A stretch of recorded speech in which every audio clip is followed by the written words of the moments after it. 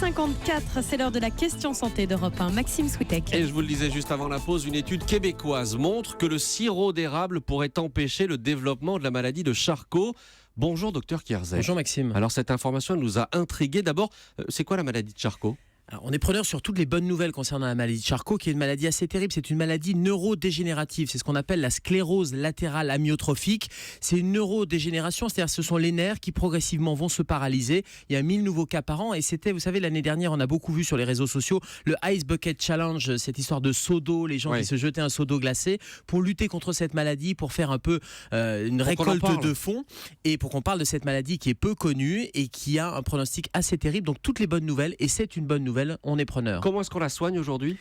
Elle est incurable aujourd'hui. Il y a quelques molécules, notamment une molécule, le riluzole, qui ralentit la progression. Et c'est surtout un traitement des symptômes. Et c'est un travail d'équipe multidisciplinaire, puisque les médecins, les rééducateurs fonctionnels, les kinés, les ergothérapeutes, les psychomotriciens essaient de ralentir l'évolution, de diminuer les douleurs.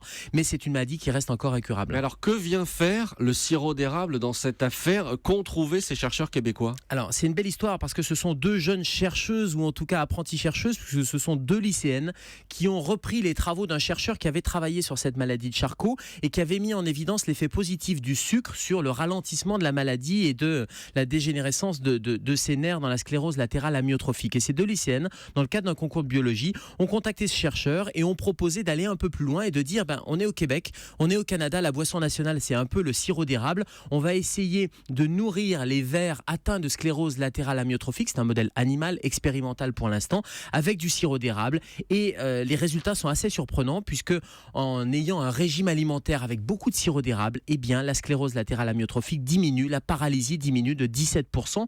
Donc le sirop d'érable fait mieux que le sucre. Fait mieux que le sucre, c'est ça, c'est pas simplement une histoire de sucre. C'est pas simplement une histoire de sucre. Alors le mécanisme n'est pas encore élucidé, on ne sait pas exactement comment ça marche. En tout cas, si vous prenez du sucre seul, ça marche moins bien que des polyphénols seuls aussi, puisque c'est la combinaison sucre et polyphénol qui sont à l'intérieur du sirop d'érable. Les polyphénols, ce sont des antioxydants. C'est ce qu'on trouve dans les aliments anti-âge. Vous savez, quand on dit le chocolat ou le vin, il y a un bienfait à dose modérée pour la santé, c'est parce qu'il y a des antioxydants. Ça va lutter contre l'oxydation des cellules et ce sont ces polyphénols. Mais le sucre plus les polyphénols, et tout ça est contenu dans le sirop d'érable, ça en fait une boisson qui ralentirait la progression de cette maladie. C'est l'avantage, le sirop d'érable contient les deux. Juste un tout petit mot, c'est incroyable que ce soit des lycéennes qui fassent progresser comme ça les recherches de scientifiques. Oui, alors c'était dans le cadre d'un concours de biologie. Alors les lycéennes ont contacté les chercheurs et c'est un travail d'équipe et ça a été publié. Donc c'est une étude qui est encore une fois